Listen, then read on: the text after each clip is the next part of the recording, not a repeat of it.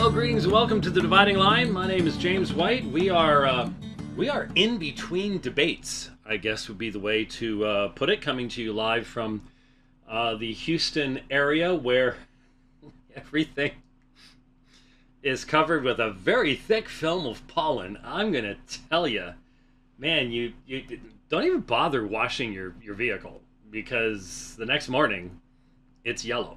It's a different color. And that's just great for the sinuses, let me tell you. I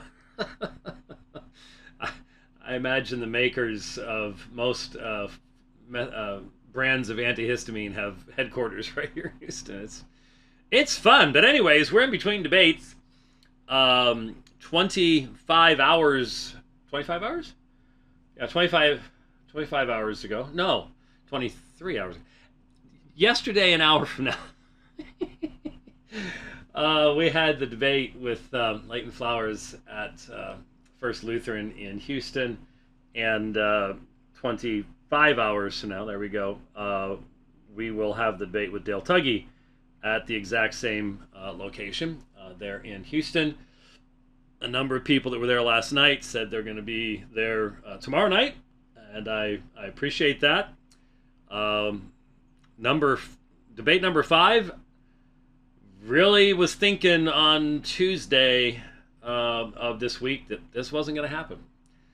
That these debates weren't going to take place. I met a couple last night that had traveled for their anniversary from Florida, I believe it was, to be there. Nice fellow. I will forget if I don't do it. Gave me this last night, and you have to be a Trekkie to understand I might not make it. I've thought about getting this shirt many times.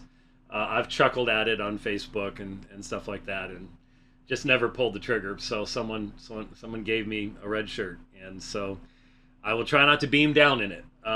You're fairly safe on the Enterprise, though. I can think of a few episodes where,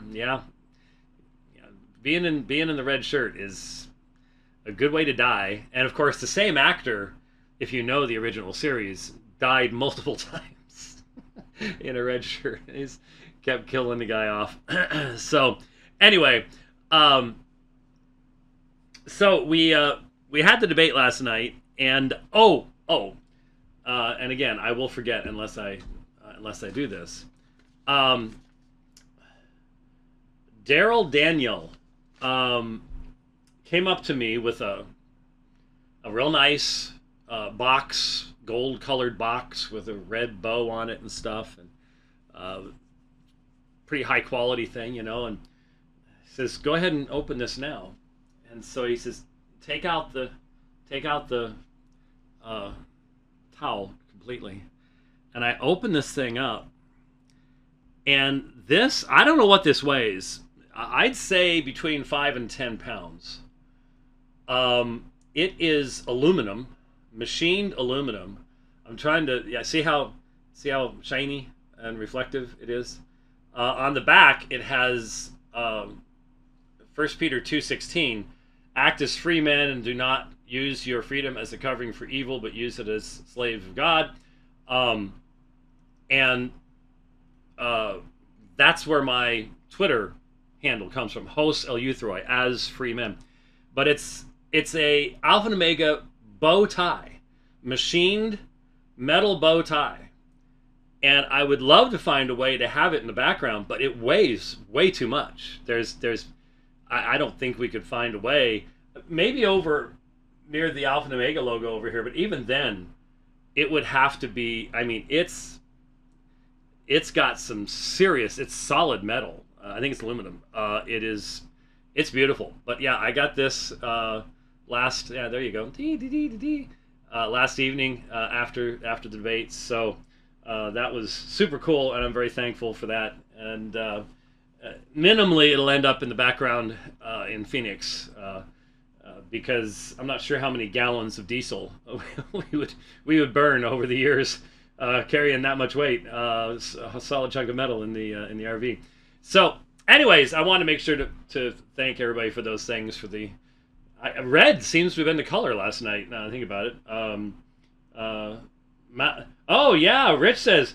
See, when the cat's away, the mice will play. And when I go on these long trips, and this is the longest trip I've gone on, Rich just starts doing stuff. You know, Tim Taylor, the tool man, whatever guy. And so he's been working on a new podium for the big studio. And he just said that might go real well on the new podium. And I'm like, yeah, you know, it's way too heavy to wear. Chain around. But yeah, it's great. So red was the color last night. All right, so much to get to, and I suppose we could start off with what I just saw. Leighton just posted a screenshot from some online AI bot. I don't know if it's Chat GPT or there's so many of them anymore. I've subscribed to two. I had resisted them for a long time, but sometimes when you're just doing a resource search or something like that, it can be really fast and save you a lot of time. And so I've subscribed to a couple, and in some areas it's been really helpful, useful, but in theology, church history, basically what you get is, I'd recommend you check some scholarly websites type stuff. It's just not something that AI is overly interested in yet. But Leighton Flowers just posted a tweet with a AI chat interpretation of John 6:45. Now, Leighton Flowers can't read Greek. It's obvious. It's plain. It's sadly plain. Evidently, you can get a D-Min without getting much Greek or whatever it is he did. He showed last evening. He was extremely uncomfortable when I just sat there, as I told him I would. As I've said from the beginning, this is what we're going to do. I just sat there and I used my Nestle Allen text in the up where we made the presentations. Sometimes you have to have a computer. I'll have to have a computer up there tomorrow night because I have avoided using a presentation in the debates on this trip, mainly because Pastor McClanahan at the church has expressed to me what he really would like to see in the debates is, an advancement in oratory and not in technical presentations. And so I haven't used one, but Dale Tuggy required that I do so. He wanted to have that before the debate. So we'll have to do the swapping out of computers and plugging stuff in, and everybody gets to sit there, watch people adjust things, and blah, blah, blah. So tomorrow night I'll have to do that. But I prefer speaking to people and communicating to people and bringing them along. And with some subjects, a digital presentation can be helpful. But with others, it's just distracting. And certainly last night, Leighton has not learned much since 2015 as far as how to make a presentation. Last time he was reading everything, his opening, his rebuttal, his closing, his questions, everything was in a notebook. Now it was on a MacBook. But he decided to read it like the FedEx guy from the 1980s, just and throwing all these slides up, and everybody's again sitting there just like way too fast, way too. But even when he admitted it, even when I made a wisecrack about it in my rebuttal, did that stop him? Nope. It was just and just doesn't seem to realize that, especially in talking about topics like this, it's a good way to make sure your audience is just sitting there staring at you and not following what you're saying. So I can only explain that so many times, and if you don't want to learn, you don't want to learn. There's nothing you can do about it. Anyway, so when we were doing the cross-examination, I had my iPad, and I've just got accordance up, and nice big fonts, a little bit easier to see than the Nestle Aland 28th. I wish there was a giant print Nestle Aland text. That might help, but you can't really get anything that's going to be printed with as large a font as you can get on the iPad. And I'm just asking him questions straight from the text. That's what the cross-examination was about for me. And you could just tell he was like a cat on a hot tin roof. He didn't want to be there. It's clear to me he had been instructed, try to avoid this like the plague. Do not get into a word-by-word exegesis of the original languages. Try to go here, go there. And so he just doesn't know the language, and so he can't dispute what I've said. Oh, he did by saying, well, this person disagrees, that person agrees. And when I press, okay, where'd they disagree? Give me some citations. He doesn't have anything. It's just not there. And that's not what you do in a debate. I mean, so you've got hearsay evidence, someone that we cannot cross-examine in the debate. You says this, but you won't give us a reference. There's nothing we can look up. Okay, that's just not appropriate debate behavior. Almost nothing he did last night was appropriate debate behavior, actually. But anyway, so he just posted saying, well, so who supports White's position when I've got AI? And I had to sit back for a second and go, I wonder how long it's going to be until AI is considered the ultimate authority in all things.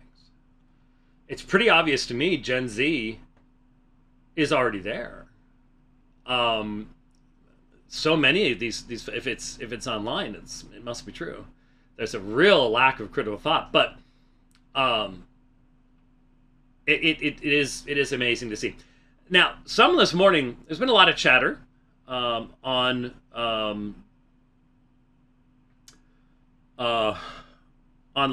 about last night, and one that early on this morning I saw that I was really impressed with is it's CC Shorts.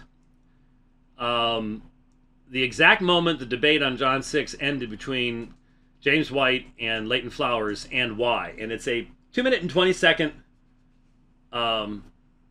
collection of some of the material from the debate last night.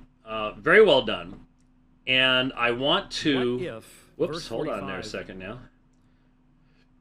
I want to put it up here, and I want us to listen to it.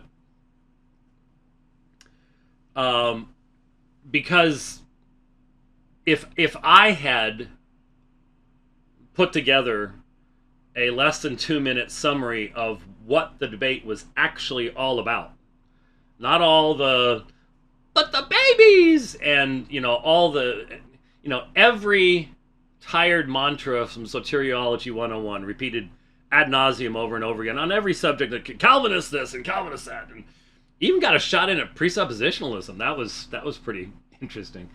As if he has a clue, as if he's read Bonson, right? Or Van Til, or any of that. Anyway, all this stuff that was just complete distraction. If I were to put together a video, this would be it. This would be what the key issue was. And so I want to play this for you. And, well, the PC's on. I don't know how to, I can't adjust volume, so I have no earthly idea how to do that. Here's the section as it was posted.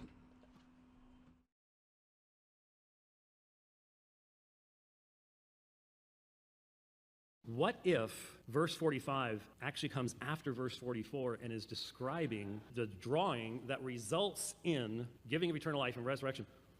What if all who are taught by God, all who hear from the Father, all who learn from the Father is the effective action of God that's provided in Scripture and being described by Jesus? What would that do to your theological understanding of this text? If that were true, then your presupposition, tulip, would be true. The debate ended when Dr. Flowers, in the cross-examination, said that if the actions in verse 45, specifically, it is written in the prophets, they shall all be taught of God. Everyone hearing from the Father and learning is coming to me.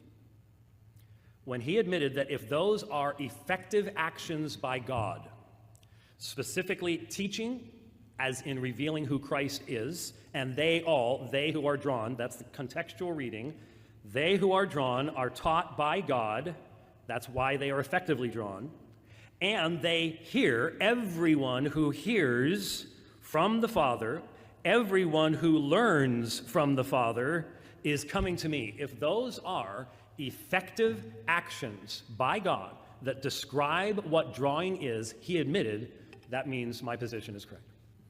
And then, when I pointed out that his interpretation of this text involves not only ignoring the instrumental mechanism by which the teaching takes place, God is the one doing this, but also ignores the fact that if you are hearing and you are learning, you are passively receiving information into you effectively, and to say that, well, the one is Israel and the other is others, and I'm simply asking a simple question. The reason it says they shall all be taught of God, and then it says everyone hearing and everyone learning, the point is this is God's effectual power being demonstrated in the salvation of his people. And his position requires you to draw a line before the word pas in the original language and say, this is one group, this is another group, and he can't substantiate that. So, there you go. That's the debate. And for those who will listen carefully and honestly, and listen with intent, and many people did. I'm very thankful that. Obviously, I saw all the provisionists and stuff, and they're tooting their horns and doing their thing, but their comments have next to nothing to do with what the supposed topic was supposed to be, and what the argumentation was, and whose presentation from the beginning was focused on that, and whose presentation very intentionally, purposefully, and knowingly beforehand was not going to be focused on John 6, but was going to be focused on the same focus from the Romans 9 debate, and that is inability, free will, all the standard responsibility means this, all that kind of stuff. It wouldn't matter what we were debating.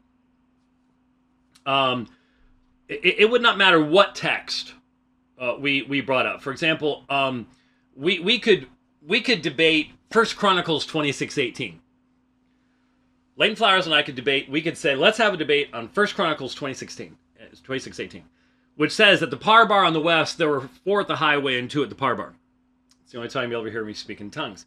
At the Parbar on the west, there were 4 at the highway and 2 at the Parbar.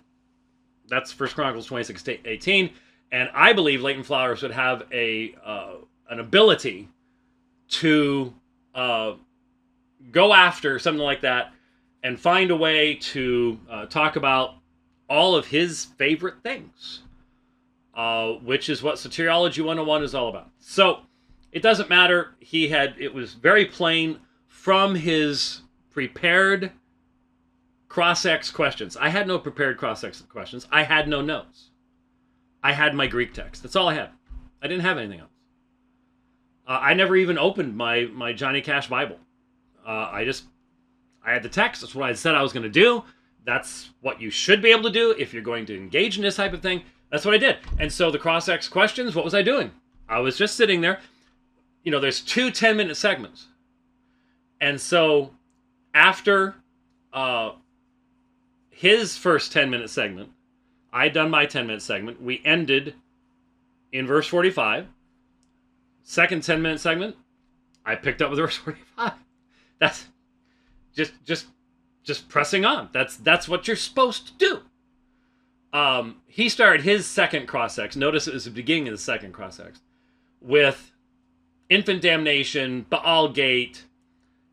Obviously, all of that was intentionally started like a month and a half ago with this debate in mind. So it was intentional, not only by Leighton Flowers, but I think there's a whole group of people associated with Trinity that were involved in coaching him and helping him to write stuff and giving him advice and all the rest of that kind of stuff. That whole group already knew what they wanted to do, and it was not to honestly do what Leighton said he would do in this debate.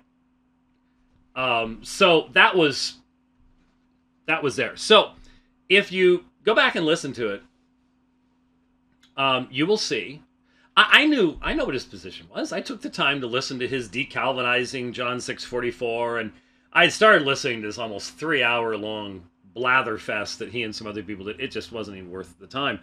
But I did listen to his stuff, and I knew that what he was going to do is he was going to take John 6:45, and he was going to disconnect it from 6:44 and then insert his ideas into what this means.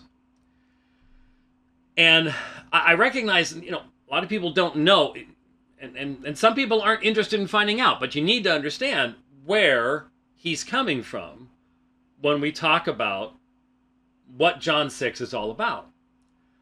He's willing to say that all that the Father gives to the Son will come to the Son. Now, we didn't get a chance to flesh out exactly how he can be consistent there. He, at one point, I did ask him once, so you believe people can come to the Father freely by their own free will. The choice meets people. And because they're humble and things like that. But then they're given by the Father to the Son because they've already come to the Father. And so they have to come to the Son? And his response was sort of like, well, that's because the Father and the Son are one, and so if you're going to believe in the Father, you're going to believe in the Son, and et cetera, et cetera. But it seems like the idea is people have the free will to come to the Father, but not the free will to come to the Son. Why there would be a distinction there, I don't know. Why you have to be given by the Father to the Son, I don't know. But I just saw that Leighton is posting. When was the Steve Gregg thing? That was, I don't even know when that was. That was many, many years ago. Audio only. So yeah. So when Leighton can't handle the debate, he starts posting other people's debates. I really suggest, Leighton, you just move on to other stuff. Just this isn't your thing. So, anyways, I knew what the argument was going to be. The argument is this: how do you avoid the biblical doctrine of God's freedom in the salvation of individuals? How do you make it to where man's choice determines what God's going to do? Well, a lot of and give him credit, there's a lot of the attempts to get around John chapter 6 just are very surface level. Norman Geisler's attempts stunk.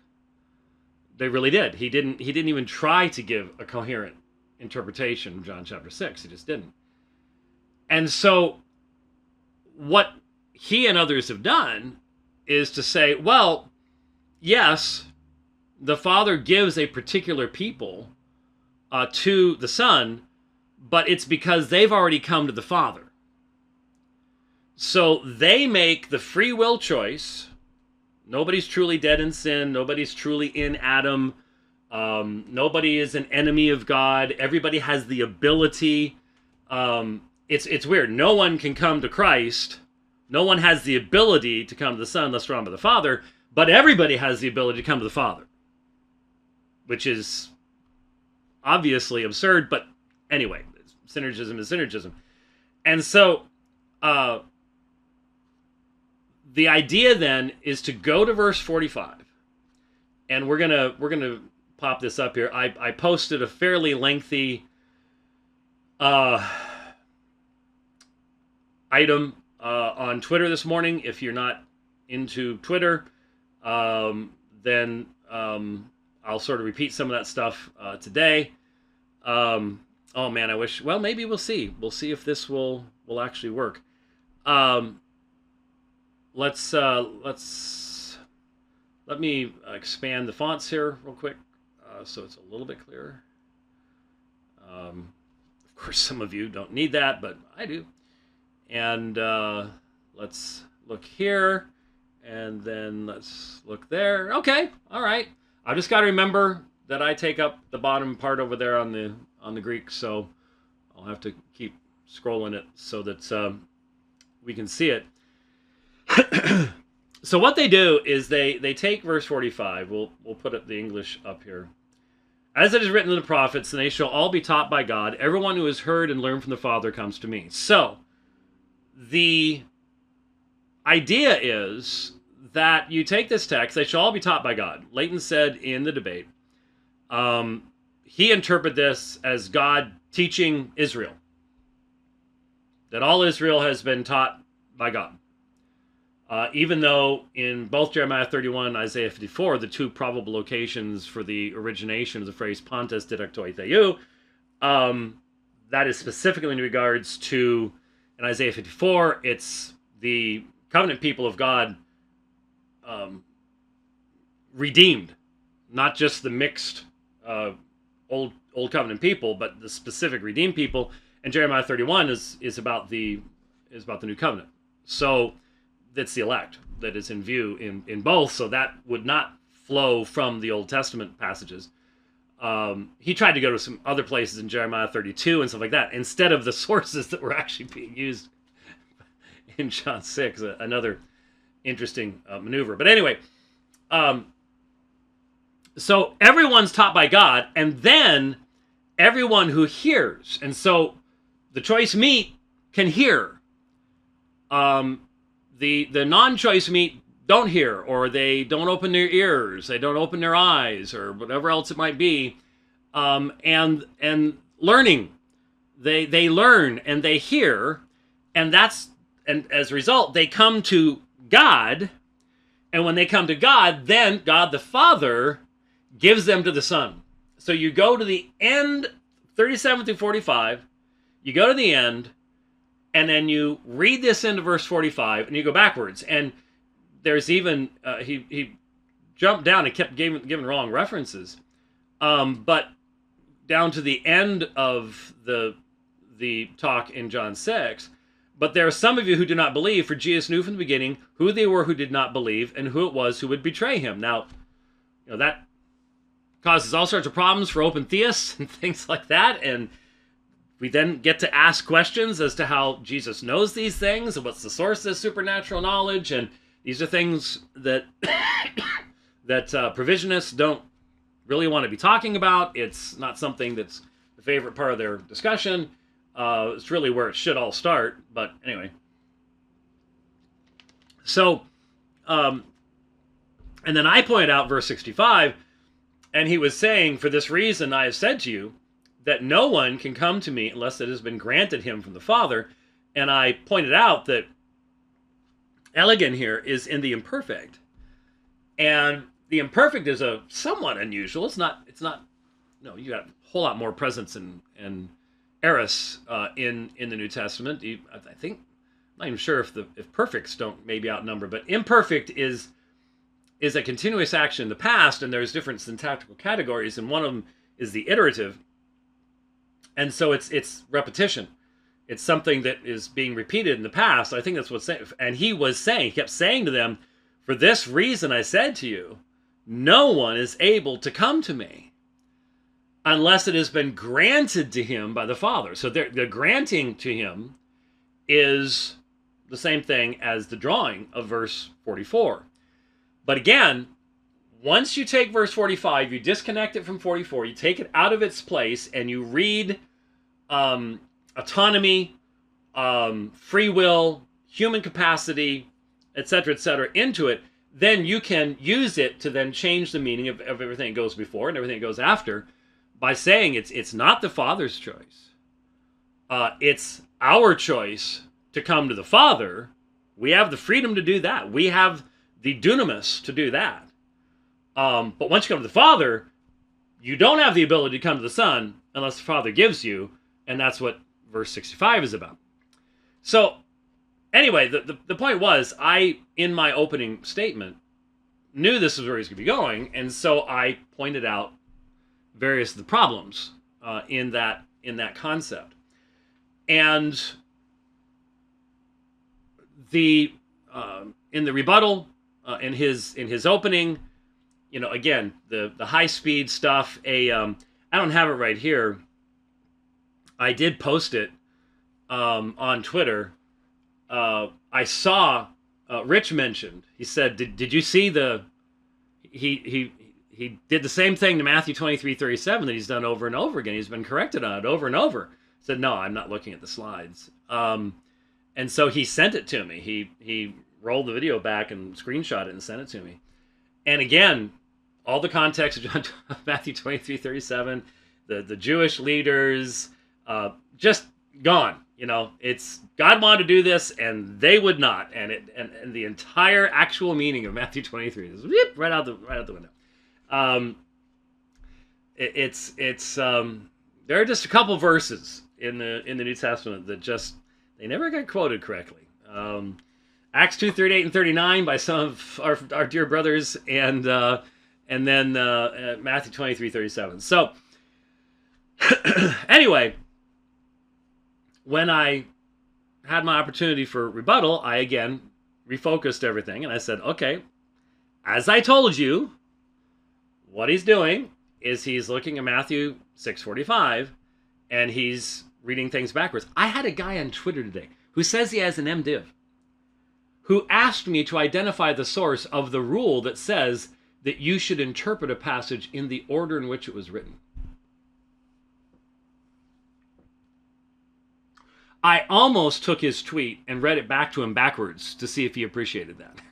Because he obviously sent the tweet to me, assuming I would start the first word and read the last word and let the words have their natural meaning to one another, while asking me why we should do that. I don't even know what to say. What can you say in a situation like that? I don't know. Anyway, so I again pointed out that John 6:45 is the sentence following John 6:44. And obviously, what you have in 6:45 is Jesus showing us that the Hebrew Scriptures had already indicated that what he was teaching right now about his centrality and about the witness of the Father to him as the bread of life is contained prophetically in the Scriptures. So, it says, they shall all be taught by God. So, right here, future by me, they shall, pontes didactoi theou. Okay, theou is in the genitive. If you were taught 8-case genitive ablative, but the genitive here obviously is means, agency. God is the one who is teaching. Now, didactoi is a adjective. So it's the taught ones. And they are taught by God. This is verse 45's explanation of helkuse auton. Ha pemsos me helkuse auton. The one who sent me draws him. That is taught by God. Just if you follow it down, because what's the result? Everyone who is drawn in verse 44 is raised up in the last day by Jesus. And I, anastaso, future, Jesus, I will raise him up on the last day. And we had already worked through 637 following, where you have all the Father gives me will come to me. When it comes to me, I'll never cast out.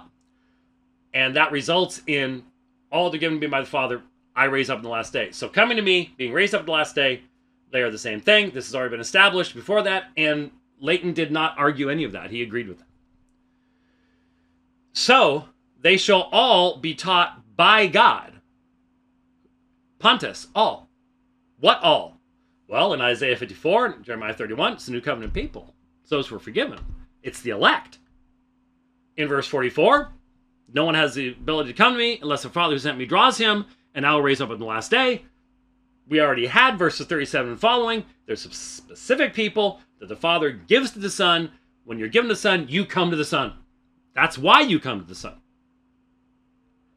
So, they shall all be taught by God is the same thing as they all, God's elect people, they all who are drawn by the Father to the Son, raised up on the last day by the Son, come to Jesus.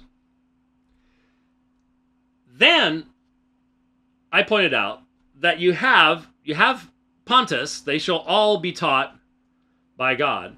And then you have pas ha akusos. Now, a couple things happen. Again, I wrote on Twitter about this, but not everybody does Twitter. I get it. I pointed out that there is a assumption being read into this text by our provisionist friends that the fundamental meaning of these words, so you have didaktoi, taught, you have akusos, from akuo, to hear, and you have manthano, to teach, from which you get mathetes, disciples, so on and so forth. Each of these terms refers to passive reception of something from outside of oneself. When you could argue that someone is learning in the sense of, well, you know, we had the roof problem on the RV, so you're learning how to get hold of mobile repairmen real quick when you have an RV that you're actually using and moving from one place to another. That's a way of learning something. Sorry,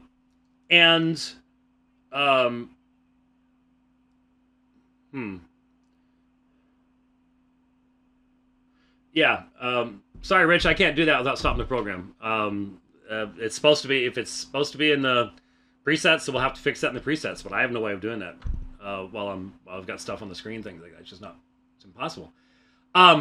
Anyway, my wife, I think, was asking for a link, so maybe my wife wants to watch or something like that, or just now catching up.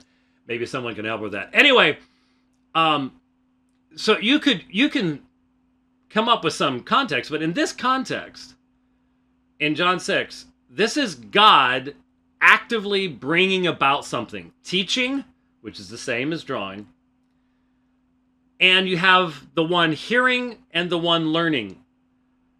Hearing comes from outside. Learning, the data is coming from outside. And so I had emphasized this because these are efficient and effective acts of God. God is the one who causes someone to hear. God is the one who causes someone to learn. But the synergist has to say, oh no, God can try. And that's why he goes to Jeremiah chapter 32 and the places where God complains, I have extended my hands to these people, and I have taught them, and they've refused, they've stiffened their necks and their backs. And so they go to those sections where God is dealing with Israel, and it's a demonstration of what the uncircumcised heart does. And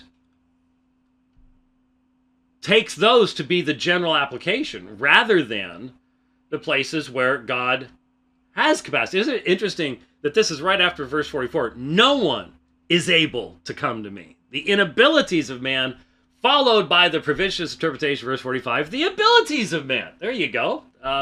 That's consistent with provisionist eisegesis. But anyway, and so I had talked about the passive taking in of knowledge, hearing, so on and so forth.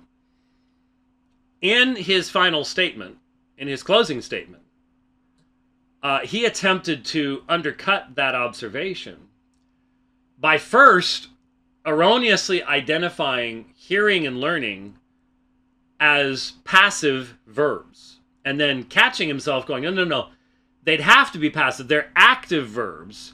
They'd have to be passive for White's assertions to be true.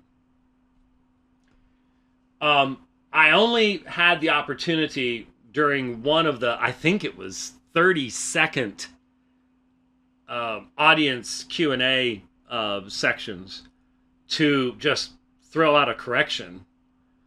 And so that's why I provided the thing earlier today on Twitter.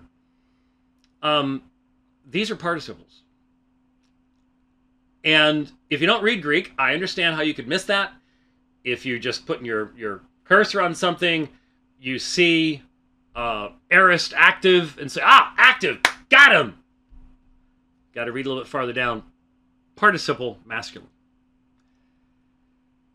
And once you go into participle, the time emphasis and issues of aspect and stuff change when you go into the realm of participles, especially when you have a substantival participle.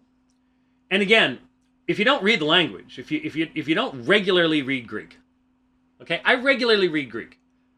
If all I was doing was teaching Greek, I'd read it better than I currently do. But I don't just teach Greek right now, and I'm having to read all sorts of other stuff in the process. And so there you go.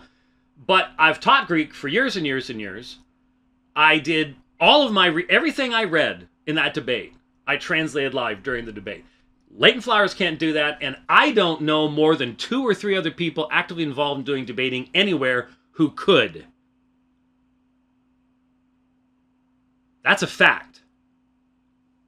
And so when I'm reading, and if you're going to read something to where you're actually reading the text, you have to have the ability to pause on the fly and rearrange, because Greek word order is not anywhere near English word order very often, rearrange things so that you're providing somewhat of a consistent, understandable translation. So a person who doesn't know the language, they look at this right here. Let me scroll this up here. Right here. Ha akusas. All right? And they're looking at this, and they see aorist active, and they don't even see this. They don't see why this is, because that's just the. So you don't get it unless you read the language. When you read the language, you see the sauce ending on akuo, and so you know how aorist participles are formed with the sigma alpha, and then you see the article. And that article is often your friend when you're first learning Greek, because some of the participial forms will, especially aorist and things like that, become strange, and the form of the article becomes a real help to you, because that's a nominative singular, ha. And so, that you don't necessarily have to have memorized all of your aorist participial endings real clearly to go, oh, okay, the one hearing. You can't read the Gospel of John without encountering the one believing, the one seeing, the one hearing. It's constant.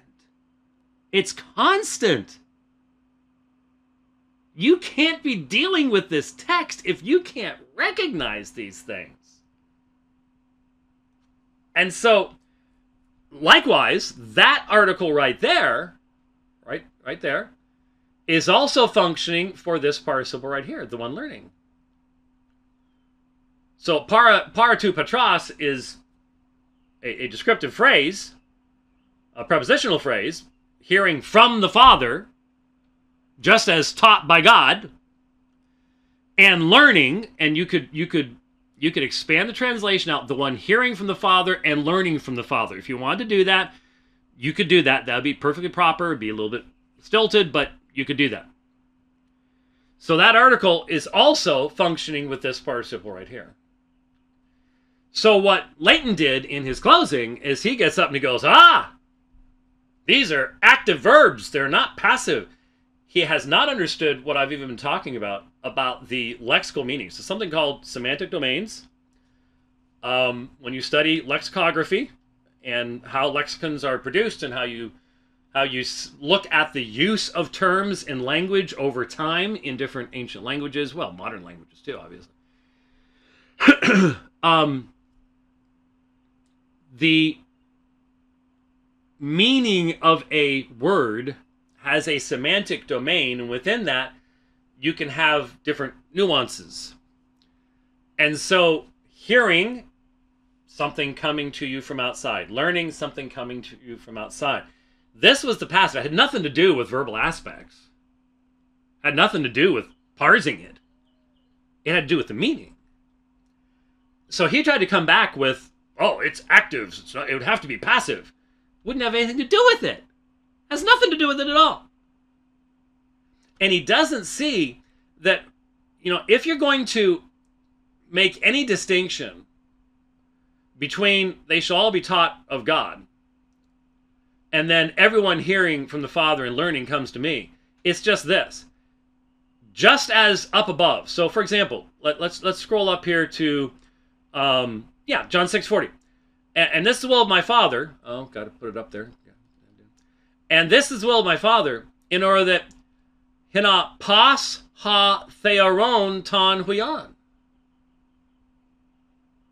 What's thearon? Again, present active participle. Masculine what? Masculine singular. There's ha. So the one looking upon the sun, gazing upon the sun, and believing. So again, one article functioning with two participles, and believing in him will have eternal life. Now, is it possible that the distinction between present active participle and aorist active participle could have some exegetical significance in this section of John? You could have a debate about this. I think the fact that the author does differentiate, means we do have to consider it. I've always believed that thearon and pistuon, especially pistuon in the Gospel of John, the present tense utilization of that singular nominative masculine some type of participle is emphasizing the nature of faith, because when you don't have the present being used in John, when he switches the aorist and once in a pluperfect, in both of those it's a false faith. And so I think you can make the argument, at least in John. The big thing today in New Testament syntax, really over the past 20 years, has been a de-emphasis on certain, in regards to what's really being there in the present versus the aorist. Today the aorist is just the simple action. I was taught it was primarily a past action. Now it's just simple action. So there's been some shifts, and I like to let a few generations go by before something becomes really axiomatic. Partly because to get published, you have to come up with new stuff. And that doesn't necessarily mean that it's right stuff, and correction takes place over time. So we'll see. But anyway, the point is, you can't do John. You can't even pretend to do John if you don't know what a substantival participle is and how it functions here. And so go back to verse 45. What you could understand this as is, here you have they shall all. Here's the all. Here's all that the Father gives to the Son, all that are drawn by the Father to the Son. Here's the all. They're all taught by God. That's the drawing. That's the effective power. And so you could look at Pos ha akusas. So now you've switched from pontes, masculine plural, to pos, masculine singular. So this could be the application. So just as up above, a group, using a neuter, wrapping up the group, a group is given to the Son, and then he raises each one of the group up on the last day. Here you have a group is taught by God, drawn by the Father to the Son, and the result of that is that every single one who hears from the Father and learns from the Father, there's God, Theou, right there, is coming to me. All the Father gives me will come to me. Everyone hearing and learning from the Father comes to me. Perfectly consistent. Perfectly harmonious. Leighton comes along and says, well, this is actually Israel here being taught by God, and then it's whoever in Israel. Because I didn't understand. I was really asking honest questions because I don't think there's anything coherent in his application here. Because, again, one of the things he emphasized at the end of the debate was God is hardening these people so that the crucifixion can take place. Well, I'm not sure how many people in the synagogue of Capernaum were actually, down in Jerusalem saying, crucify him. Well, that's why he always talked to them in parables, because he didn't want anybody to understand, except there were some people who did. 11 of the disciples sort of did, but you had Mary and Martha and Lazarus, and I think Nicodemus hopefully got the message at some point or another. But that's why I asked him at some point, so is John 6:44 still relevant today? Well, yeah, no one can come to the Son unless granted by the Father. But the only people that the Father can give to the Son are those who've already come to the Father. So it's still man's choice, ultimately, in all of these things. And I don't know how this applies today, because he put a book out, The Drawing of Jesus, based on John 12:32, which is about Jews and Gentiles. And he made some application. How it's coherent or consistent, I'm not going to comment right now. So I asked him, because he makes a distinction right here. See this, where my cursor is there, right before pause. He's saying this is one group, and this is a completely different group here. So he divides 645 up right there, and I pressed him. I ignored all the canards and the red herrings and the let's talk about this and let's talk about that and let's go over here and let's make this just a big thing about Calvinism and not John 6. I ignored all that. Laser beam time. And that's where he didn't have answers. And that's where that clip came from. So if verse 45 actually comes after verse 44, yes, that was meant. That snarky comment was meant to communicate something. If that is the relationship between these verses, and if these are actually expressions of divine power, that there is a teaching by God of all the people he draws to the Son, so that everyone who experiences that hears and learns from the Father, that's being taught by God, same thing. If those are actually divine actions that are accomplished by God, what would that do to your system? And you'd say, you'd be right. Debate's over. Because if he says you'd be right, then he had better have an exegetical, consistent argument to refute what I just said, and he had nothing. Nicht. Nada.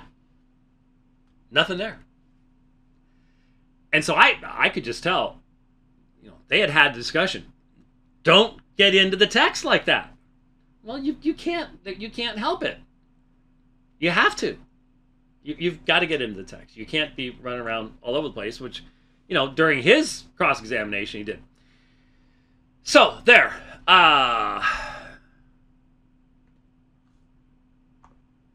Ta-da! All right, that's cool. Yeah, I don't think I can do that from here. Anyway, to put this back down to regular here. So, wow, 6:55. All right.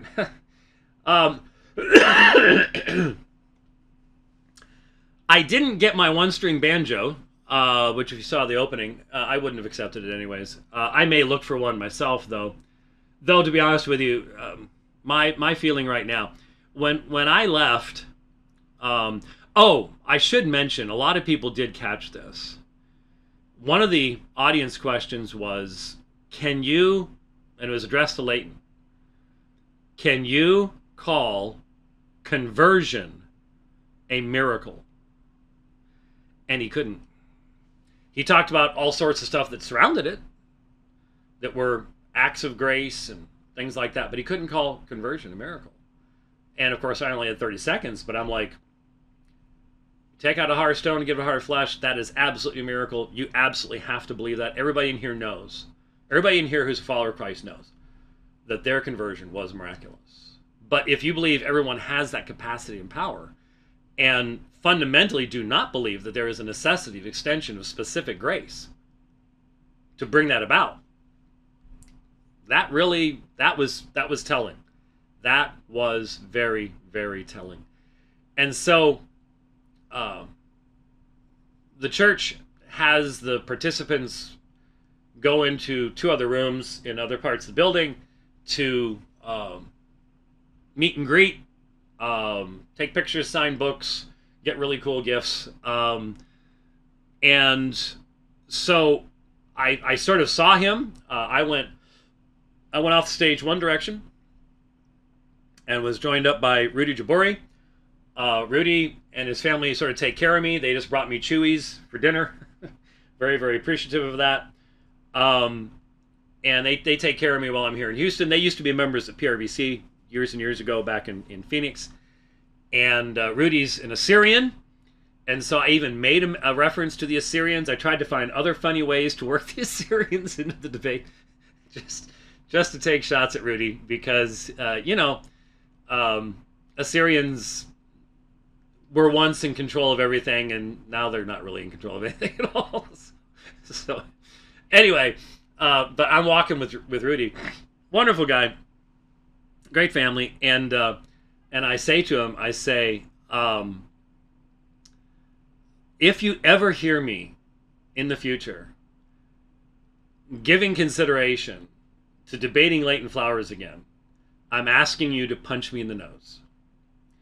And I said the same thing to Rich. And Rich even said, yeah, when I heard you were thinking about doing this, I was like, do you remember what you said last time? And it's been a number of years. I think that was 2015. And so it's been, 8.5 years. No, 8.5? Yeah, 8.5 years. Because I think it was during the summer. And I do have recollection of afterwards going, oh gosh, never again. Don't put yourself through that. And don't put the audience through that. And I don't know what happened. I may blame Evan for that. He may have talked me into it. I don't know. But it was just so plain to me that it wouldn't have mattered, again, what the text was.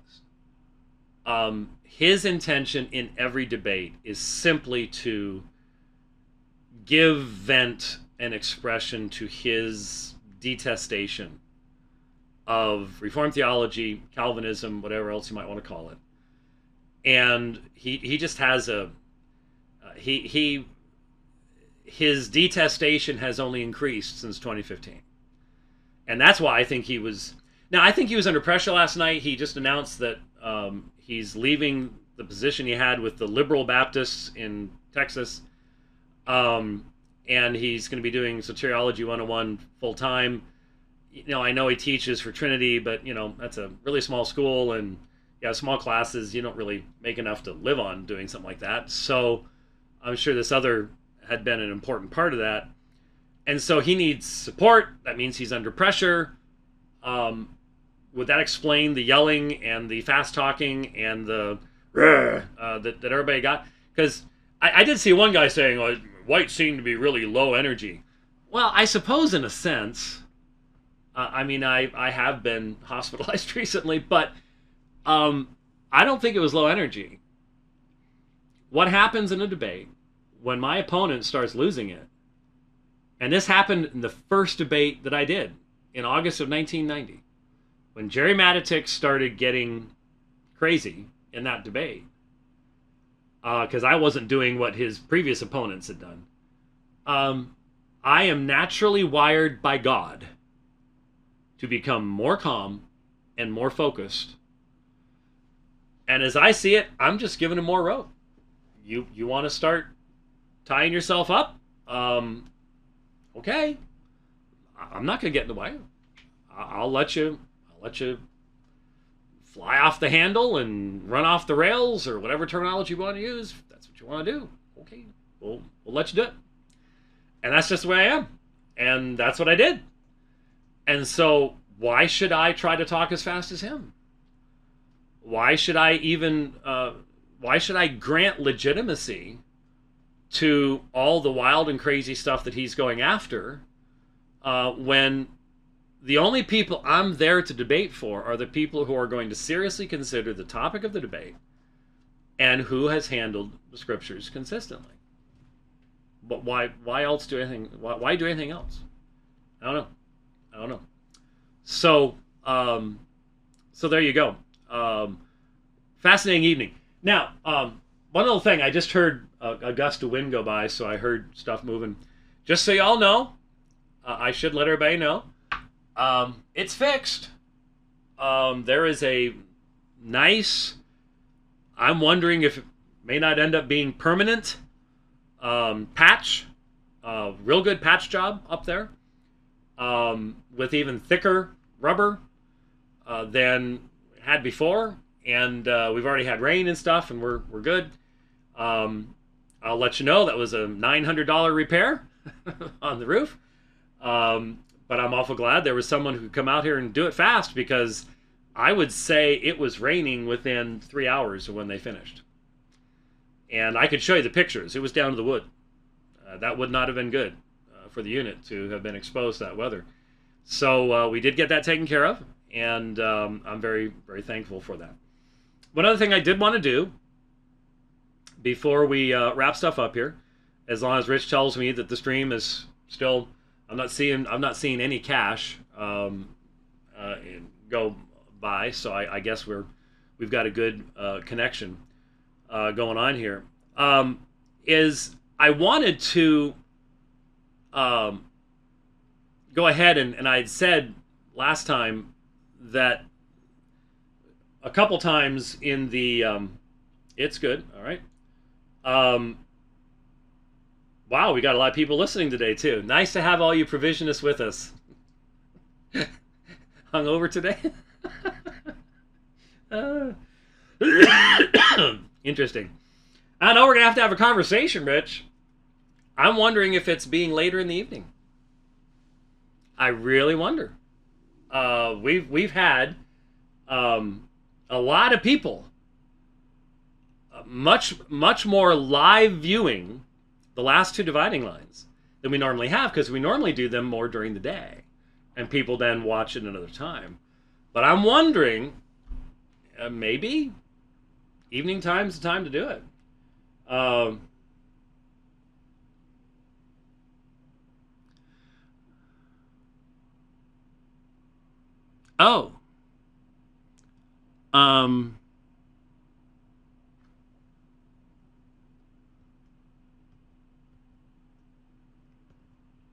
Okay, Rich is, I am being given instructions. Oh,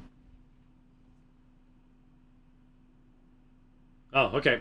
I'm being given lots of instructions, which is somewhat distracting. Anyway, I didn't know that those, okay, I will, I don't have anything else to play, but I'll keep that in mind now. I thought I had to go into the ATEM thing in here, and if I've got something on the screen, I can't. I've only got one screen. Can't do it that way. So, yeah, we'll see. Anyway, Chris Fisher.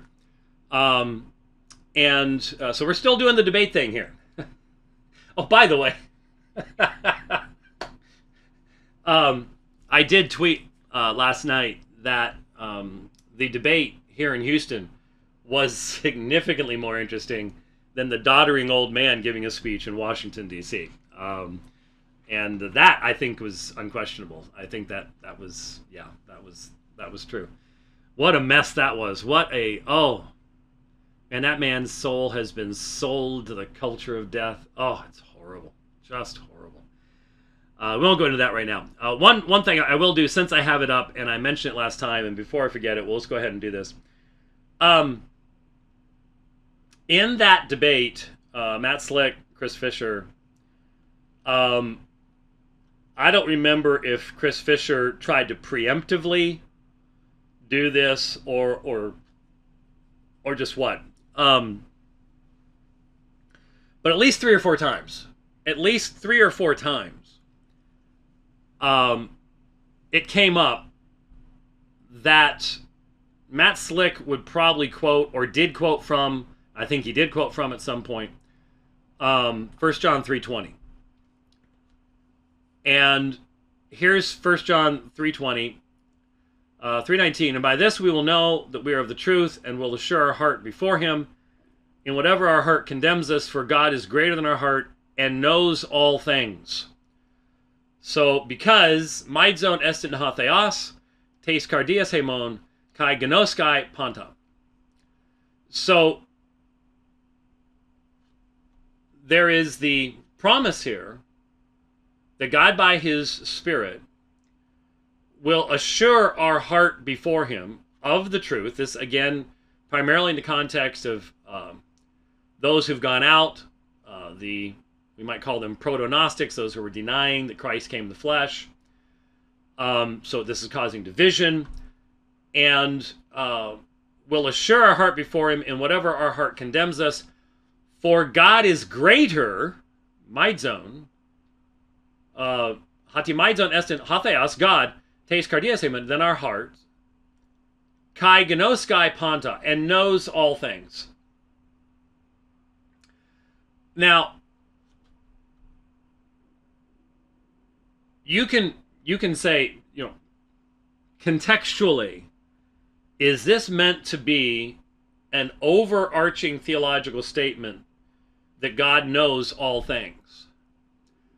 Or is this a statement that assumes that that's already a given from the Old Testament text, from the teachings of the prophets, from the teachings of Jesus, and hence is being stated that God knows the truth, and God can assure our hearts he's greater than our heart in whatever condemns us, because God knows all things. He knows our hearts, but he knows the truth. God knows all things. Is that what's being said there? Or is there something in the text? Could you argue that, well, it's only saying that God knows, I mean, it says Panta, it's right there. God knows all things about mankind, all things about men's hearts. That's really problematic for an open theist to say. Because that's the one area where an open theist says God doesn't know. At least the open theists that are published and have taught and things like that. Sanders, certainly his whole thesis was God knows all natural knowledge of things he's going to do in his own creation, but he doesn't know what free moral agents are going to do. That's at least the most basic assertion of the open theist. Now, I don't think it works, but that's the idea.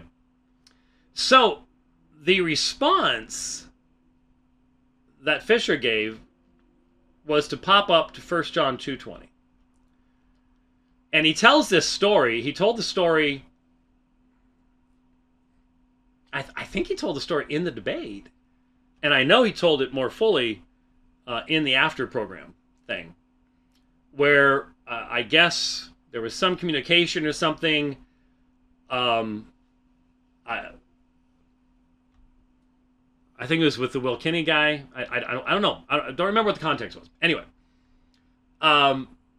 where Chris Fisher had said to Matt Slick, well, 1 John 2:20 says mankind knows all things. And Matt had gone to, he looks it up in the Bible, and it says, but you have an anointing from the Holy One, and you all know. It says it doesn't know all things. As well, it's the Byzantine reading. And he says that Matt kept looking at English translations, not knowing that the Byzantine reading is different than the critical text reading or whatever else it might be. That was the story that was told a couple different ways, I think during the debate and then repeated in the after show. So here's the variant. So kai oidate, notice it's different than gnosko. Probably not a super significant thing, but should be looked at. They are frequently used as synonyms. And here's Pontes is the critical text reading. But you'll see that the variant, and I don't really think that you could probably see that, it does display up there, over on the right-hand side, is Panta. And so that would be the difference between, and you all know, Pontes, versus Panta, and you know all things. So it's different between the nominative and accusative. Now, there's a number of minuscules, and when you got 1739, 1881, that's not insignificant. I didn't, and I should have. Maybe I'll remember to do it. Maybe I won't. I've got a debate tomorrow night. But I should have looked this up, because is 1 John done in CBGM? Was that in the general epistles? Or is that in the Johannine literature? I'd have to look. I don't remember off the top of my head. I would like to see what the CBGM databases have on it. But you've got Sinaiticus Vaticanus, a few early translations, and Jerome that all have Pontes. And the difference, the meaning difference is, look at the context. It's 2:19:20. They went out from us, but they are not really of us. This is talking about the Antichrist, the proto-Gnostics. They've gone out from us. If they were of us, they would have remained us. They went out, so it might be manifest they are not all of us. But you have an anointing from the Holy One, and so you know. You know who the Antichrists are. You know who Christ is. And so you know. So if the critical text, if it's Pontes rather than Panta, and obviously they're just different case forms of the same underlying term. If the critical text reading is right, then what's saying is basically denying that there is some kind of special secret knowledge that that the other people were claiming, that the people who went out from them were claiming for themselves. We have a secret knowledge, that's why we've gone out. You all need to follow us because we have this secret knowledge. That's the Gnosis, Gnosticism, so on and so forth.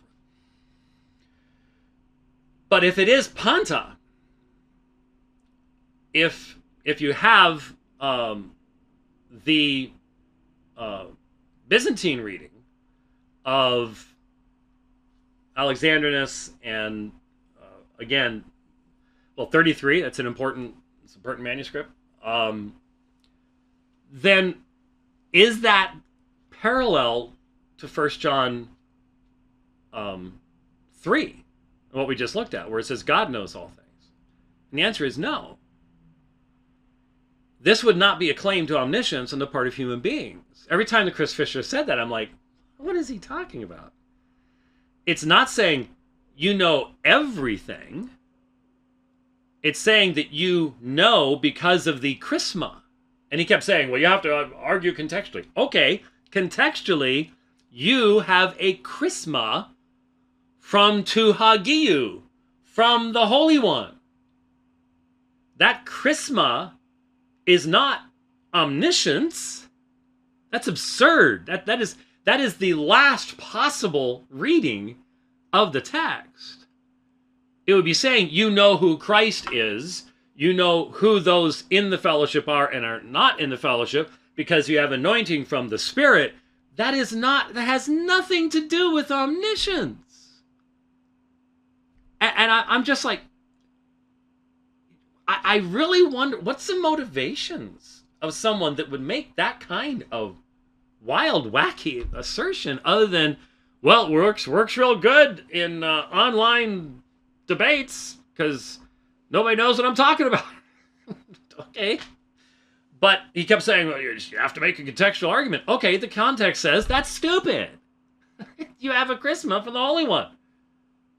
That's not a claim of omniscience. There is no parallel between the two.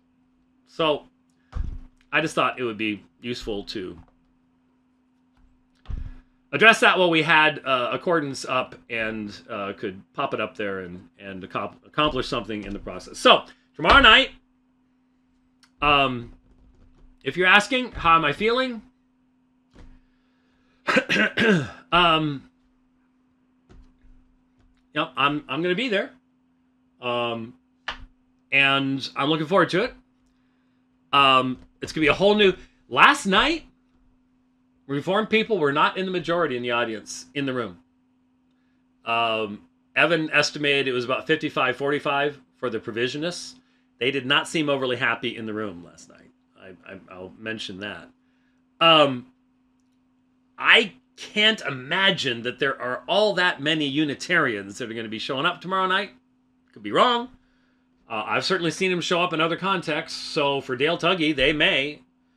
I haven't seen any online chatter, but for Unitarians, this is a big one. So we'll see. We will see. And hopefully I sleep well this evening. And Lord's been gracious to me in 4 debates so far. And so your prayers will be appreciated. And we hope that God's truth will be vindicated and made very clear. I will tell you right now what's going to happen. I will present a biblical argument that the New Testament writers purposefully and intentionally identify Jesus as Yahweh. They are not identifying him as the Father. They're not identifying him as the Spirit. But they do identify him as Yahweh. They use text to identify him as Yahweh, not merely representationally, but functionally and ontologically. And that whatever we do with that, our philosophical categories and theologies have to be big enough to allow for everything that the Bible teaches. His response is going to be what his response always is. Dale Tuggy does not believe in the incarnation. He does not allow incarnational categories to fit into his sophistry, his philosophical argumentation, which begins, whether he wants to admit it or not, begins with the assumption that Yahweh has to be Unitarian. Yahweh is just one person. Because Yahweh speaks as one person, therefore he must be one person, so it doesn't matter what the rest of the Bible says. And I hope that he will attempt to provide some kind of in-depth counter-exegesis, but my intention is, again, outside of the presentation, I don't have printed out notes. I don't read from a manuscript. I'm going to do the same thing I did last night. I'm going to set up my iPad. I'm going to have to bring this computer tomorrow night to do the projection. But I'll probably close it up after that. Set up the iPad and start working through the key texts. And for me, it's exegesis. For me, it's the text. For me, it's what God has said in his word. And so my prediction is my cross-examination period will be textually focused on the original languages, on Hebrew, on Greek. And his cross-examination will be, how can Jesus be God if God doesn't die and Jesus died? You're going to hear that. I can tell you that right now. You're going to hear that. And it's just like talking to a Muslim. It's just like talking to a Muslim. So there you go. That's what's going to happen, and it'll be significant and hopefully very, very useful to everybody. And then I'm gonna have a day of rest. I want to get home, and so part of me just wants to head out as quickly as possible. But I also want to get home.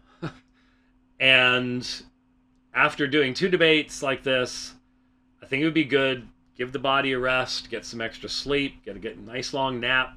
It's a beautiful lake out here. Take a few walks. Okay, suck in 14 pounds of pollen. popping antihistamines as you're walking. See? Told you, man. Anyway, and then I'm gonna get home and see my kitties, the ones I have left, anyways.